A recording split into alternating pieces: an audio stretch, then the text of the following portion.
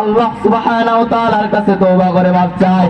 ও মুসলমান, গভীর মনোযোগ, গভীর মনোযোগ। ও আমার জামালপুরবাসীর বাবাজিরা রে, একটা দিকে লক্ষ্য করে দেখেন না আল্লাহ সুবহানাহু ওয়া তাআলা কেন বললেন, ও বান্দারা রে আমার কাছে তুমি চাইতে থাকো। বান্দা তুমি যখন আমার কাছে চাইতে থাকো, আমি তোমার জিন্দেগীর গুনাহগুলোকে যদি মাফ না করি, আমার আল্লাহর রাসূল ডাক দিয়ে বলেন, ও সাহাবারা শুনে রাখো, কোন বান্দা যদি মালিকের কাছে চাইতে থাকে, ওই সময় যদি মালিক মাফ না করে, মালিক নিজে লজ্জিত হয়ে যায়। ও মুসলমান বান্দারা রে, আল্লাহ রাসূল একটা হাদিসের ভিতরে বললেন, আদ-দুআউ মুখুল ইবাদা, দোয়া হলো ইবাদতের মূল অংশ, দোয়া হলো ইবাদতের মূল অংশ। ও মুসলমান বাবাজি আরে আমার, দোয়াটা হলো ইবাদতের মূল অংশ। এই দোয়াটা কেমন বড় একটা জিনিস, এই দোয়ার মাধ্যমে কেমন আপদ বিপদ কেটে যায়। ও মুসলমান, গভীর মনোযোগ, গভীর মনোযোগ। রাসূল করিম সাল্লাল্লাহু আলাইহি ওয়াসাল্লাম ডাক দিয়ে বলেন, ও আমার সাহাবারা রে, তুমি শুনে রাখো, শুনে রাখো, যখন তোমার একটা জিনিস প্রয়োজন পড়বে, তোমার সাধ্য আছে ওটা কিনার, তোমার সাধ্য আছে ওই জিনিসটা নিবার, কিন্তু তুমি তবু মালিকের কাছে চাইতে থাকো, মালিকের কাছে চাইতে থাকো। ও মুসলমান বাবাজিরা রে, রাসূল করিম সাল্লাল্লাহু আলাইহি ওয়াসাল্লাম তার সাহাবাদেরকে কেমন শিক্ষা দিলেন। রাসূল করিম সাল্লাল্লাহু আলাইহি ওয়াসাল্লাম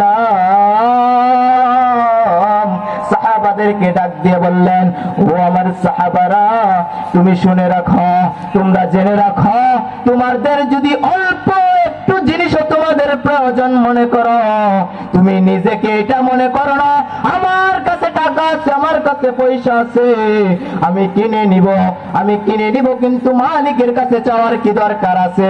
রাসূল করিম সাল্লাল্লাহু আলাইহি ওয়াসাল্লাম সাহাবাদেরকে সাবধান করে দিলেন, ও সাহাবায়ে কেরামরা শুনে রাখো, তোমার যখন অল্প একটু জিনিসও প্রয়োজন, তুমি মালিকের কাছে আগে চাইবা, কারণ বান্দার কাছে থাকা সত্ত্বেও যখন মালিকের কাছে চাইতে থাকে, বান্দার কাছে থাকা সত্ত্বেও যখন মালিকের কাছে চায়, তখন আল্লাহ ডাক দিয়ে বলে, ও আমার ফেরেশতারা রে, দেখো দেখো দেখো, অমুক বান্দার এই জিনিসটা তার ভিতরে থাকার পরেও আমার কাছে দুই হাত তুলে দিয়েছে।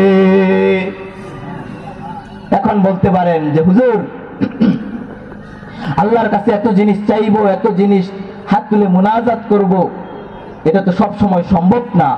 আমি বলতে থাকি, মুসলমান, আল্লাহ সুবহানাহু ওয়া তাআলা তোমাকে, দোয়ার কি কোনো পবিত্রতা লঙ্ঘন আছে? তুমি শুয়েও দোয়া করতে পারবে, বসেও দোয়া করতে পারবে, দাঁড়িয়েও দোয়া করতে পারবে, হাত তুলেও দোয়া করতে পারো, মনে মনেও দোয়া করতে পারো, কারণ আমার আল্লাহ অন্তর্যামী।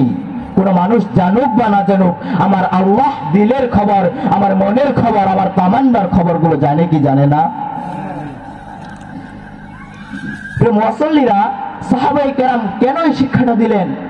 সাহাবায়ে কেরাম যখন রাসূলের কাছ থেকে এটা শুনলেন, শোনার পরে নিজের কাছ থেকে কখনো কোনো জিনিস উপলব্ধি করে না যেটা আমি করব।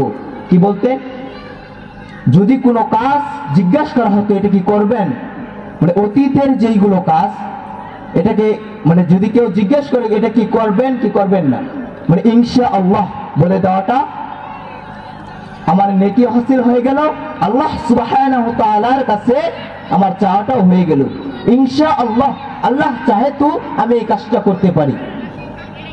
এখন একজন জিজ্ঞাসা করতে পারে যে আপনি খাবার খেয়েছেন, আলহামদুলিল্লাহ, এখানে আল্লাহ তাআলার শুকরিয়া আদায় হয়ে গেল, প্লাস আল্লাহ সুবহানাহু ওয়া তাআলার কাছে চাওয়াটাও হয়ে গেল। আল্লাহ সুবহানাহু ওয়া তাআলা বলে না, বান্দা তুমি আমার কাছে হাত তুলে তাকাও, তুমি আমার কাছে হাত তুলে তাকাও।